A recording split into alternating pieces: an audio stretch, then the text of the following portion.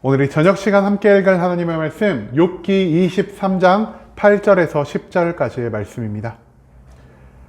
욥기 23장 8절에서 10절까지의 말씀 총 3절이라 모두 다 같이 한 목소리로 말씀 읽도록 하겠습니다. 욥기 23장 8절 말씀부터 다 같이 읽도록 하겠습니다.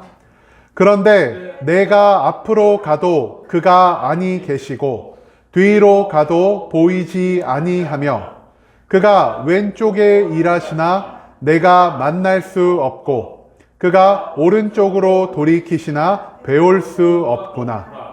그러나 내가 가는 길을 그가 아시나니 그가 나를 단련하신 후에는 내가 정금같이 되어 나오리라. 아멘.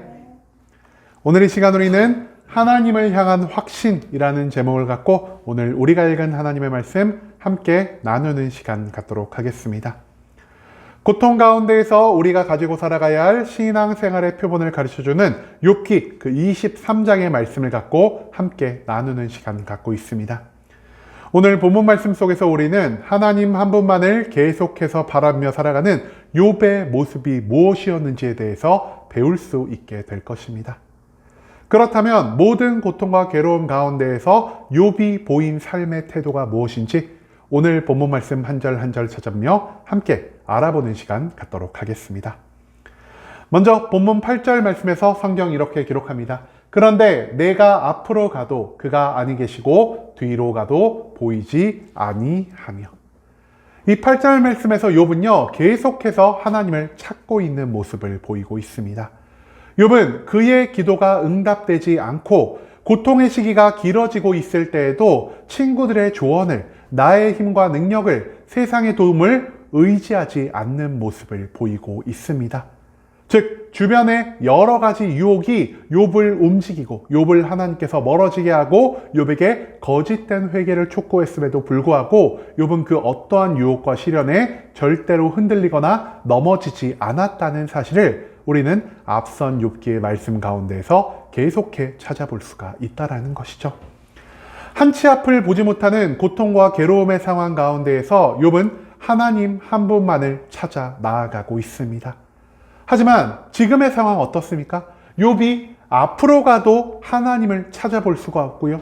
욥이 뒤로 간다 하더라도 하나님이 그에게 자신의 모습을 보이지 않고 있는 상황을 욥은 계속해서 직면하고 있다는 것입니다. 그럼에도 불구하고 욥은 어떻습니까? 하나님이 지금 당장은 나를 만나주시지 않더라도 내가 끝까지 하나님을 붙잡고 나아간다면, 내가 끝까지 하나님을 바라본다면 반드시 하나님의 시기가 이르렀을 때 내가 하나님을 만날 수 있을 것이다. 내가 하나님께 나의 온전함을, 나의 의로움을, 하나님을 향한 나의 온전한 믿음을 증명하며 살아갈 수 있을 것이다라는 이러한 소망의 모습을 우리는 8절 말씀 가운데에서 찾아볼 수 있다는 것입니다.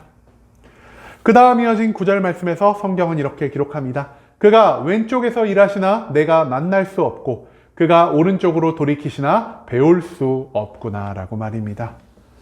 욥은요 모든 고통과 괴로움의 상황 가운데에서 하나님과 자신의 이 관계를 절대적으로 신뢰하며 단 한 번도 하나님을 의심하거나 하나님을 떠나려 한 적이 없습니다.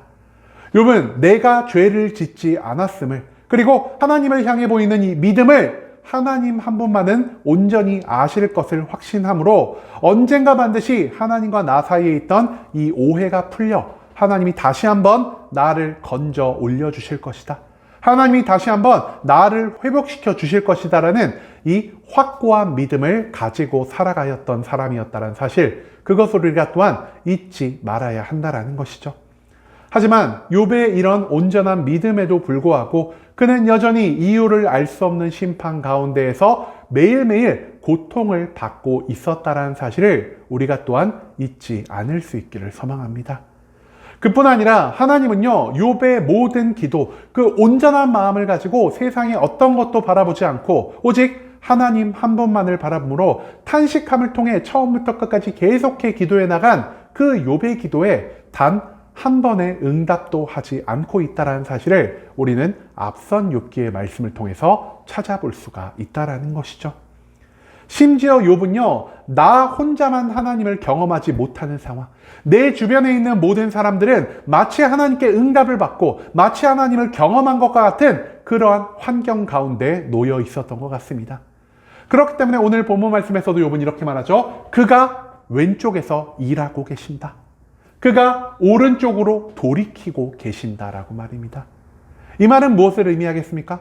과거부터 현재까지 하나님은 계속해서 이 땅에 자기를 찾는 모든 사람들의 기도에 응답해 주고 계시고요.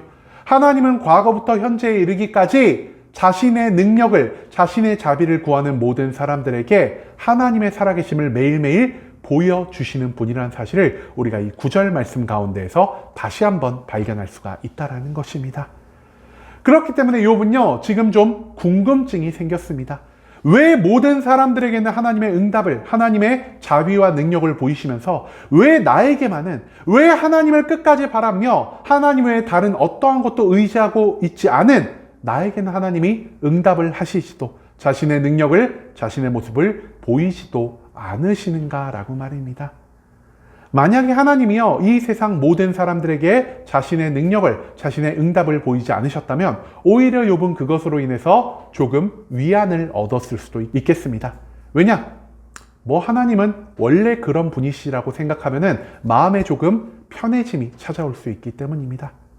하지만 욥을 제외한 이 모든 세상 사람들이 하나님의 응답과 하나님의 능력을 경험하고 있는 그 가운데 욥 혼자만 자기의 기도에 응답받지 못하고 욥 혼자만 하나님께 아무리 간구의 기도를 올려도 하나님의 자비와 능력을 경험하지 못하는 이 상황 가운데에서 욥은 그 어떠한 사람들보다 훨씬 더 큰 마음의 답답함을 느낄 수밖에 없었다는 사실, 그것을 우리가 이 9절 말씀 가운데에서 찾아볼 수가 있다는 것입니다. 마지막 10절 말씀에서 성경 이렇게 기록합니다. 그러나 내가 가는 길을 그가 아시나니 그가 나를 단련하신 후에는 내가 순금같이 되어 나오리라. 여러분, 저도 이게 옛날 성경이 조금 더 익숙하다 보니까 아까도 성경 말씀을 읽을 때 여기 순금이라고 되어 있었는데 정금이라는 말이 먼저 나와버렸습니다. 이 말씀, 욥기 23장 10절의 말씀이요, 욥기 가운데서 그리고 성경 전체를 보아도요, 정말 많은 사람들에게 사용되고 있는 신앙 고백의 기도문이 아니겠습니까? 그가 나를 단련하신 후에는 내가 정금같이 나아오리다. 우리가 언제 이런 말을 사용하죠? 내가 지금 고난과 괴로움에 있는데 이 고난과 괴로움은 내가 잘못해서 일어난 게 아니야. 하나님이 나를 훈련시키시기 위해서, 하나님이 내 믿음을 더욱더 크게 키우시기 위해서 내가 이렇게 열심히 하나님께 단련받고 나면은 내가 하나님이 원하시는 순금과 같은 아름다운 모습을 보여드릴 수 있을 거야 라는, 즉 내 믿음의 성장을 목표로 하는 그 신앙 고백 가운데에서 우리가 이 기도문을 많이 사용하고 있다는 것이죠. 그런데요, 사실 욥이 이 23장 10절에서 말하는 이 신앙의 고백은요, 단순히 나의 믿음이 단련되고 있다, 나의 믿음이 성장하고 있다는 것을 나타내기 위해서 고백한 기도문이 아니라는 것입니다. 그렇다면 과연 이 기도문을 어떤 목적으로 하나님 앞에, 그리고 친구들 앞에서 고백하고 있는 것일까요? 여러분, 순금 뭔지 아시죠? 다른 불순물이 단 하나도 섞이지 않은 온전한 금을 우리가 순금 또는 정금이라고 부르고 있습니다. 그런데 이 순금을 만들기 위해서 제일 필요한 게 뭘까요? 혹시 알고 계시나요? 금이 물론 필요하긴 하겠죠. 금도 필요하고요, 불도 필요합니다. 왜 불이 필요할까요? 정확히들 알고 계십니다. 여러분, 금은요, 자연 상태에서 순수한 금만 이렇게 모여있지 않는다라고 합니다. 여러 가지 불순물들, 여러 가지 잡다한 금속들이 섞여서 이 금광석의 형태를 이루고 있다는 것이죠. 그리고 이 금광석, 여러 가지 불순물과 여러 가지 금속이 섞인 이 금광석에서 금만을 뽑아내기 위해 필요한 건 무엇이냐? 바로 도가니의 뜨거운 열기라는 것입니다. 도가니에서 이 금광석이 들어가 어마어마한 열을 받게 되면 어떻게 되냐? 1차적으로 이 열을 버티지 못하는 모든 불순물들이 불에 타서 없어지거나 모두 녹아서 씻겨 내려가게 됩니다. 그리고 그 온도가 계속해서 높아지다가 특정 시점이 이른다면은 우리는 그 금광석 가운데서 남아있는 순수한 금만을 얻을 수 있게 된다라는 것이죠. 그렇기 때문에 욥은 말합니다. 내가 지금 처해 있는 상황이 이 불구덩이, 이 도가니 안에 들어가서 온갖 열기의 고통을 감당하는 금광석의 모습과 같다라고 말입니다. 내가 이 고통과 괴로움의 상황 가운데에서 나의 삶에 존재했던 모든 불순물들, 즉 과거의 재물들, 과거의 명예들, 과거의 건강들이 아무리 나의 삶에서 씻겨져 내려가도 나는 그것에 대해서 아무런 불만을 갖고 있지 않습니다. 하나님의 때가 이르렀을 때 내 안에 끝까지 녹지 않고 남아있던 그 순금 같은, 그 정금 같은 믿음이 하나님 앞에 온전히 증명될 수 있기를 소망합니다라는 이 마음을 욥이 기도의 제목 가운데 담고 있다는 사실을 우리가 이 말씀 가운데에서 찾아볼 수가 있다는 것이죠. 즉 정금같이 순금같이 나아오리다라는 말은요, 욥의 의로움과 선한 삶을 하나님께 증명하기 위해서 내가 이 모든 고통과 괴로움을 인내하겠습니다라는 마음이 담겨있는 욥의 신앙 고백이었다는 사실을 우리가 또한 기억할 수 있기를 소망합니다. 여러분, 도무지 하나님을 찾아볼 수 없고 이 세상에서 나만 하나님을 경험하지 못하는 그 상황 가운데에서도 욥은 단 한 번도 하나님 한 분 외에 다른 곳에 자신의 시선을 돌리지 않았다라는 사실을 우리는 오늘 본문 말씀에서 한 번 더 찾아볼 수 있을 것입니다. 세상이 나를 오해하더라도 하나님만은 나의 진심을 알아주실 것이기 때문에 욥은 그 어떤 유혹에도, 그 어떤 시련에도 흔들리지 않고 하나님 한 분만을 끝까지 바라며 하나님께 계속해서 기도하는 모습을 우리에게 보여주고 있다는 것이죠. 그렇다면 왜 욥이 세상의 모든 것들을 의지하지 않고 오직 하나님 한 분만을 바라볼 수가 있었을까요? 그 이유는요, 이 세상의 모든 심판과 축복을 주관하신 분이 오직 하나님 한 분밖에 없다라는 것, 이 사실을 욥은 온전히 깨닫고 있는 자였기 때문입니다. 한마디로 욥은요, 그 누구보다 하나님을 온전하게 경외하는 자였다라는 사실을 우리가 오늘 본문 말씀에서 다시 한번 찾아볼 수가 있다라는 것이죠.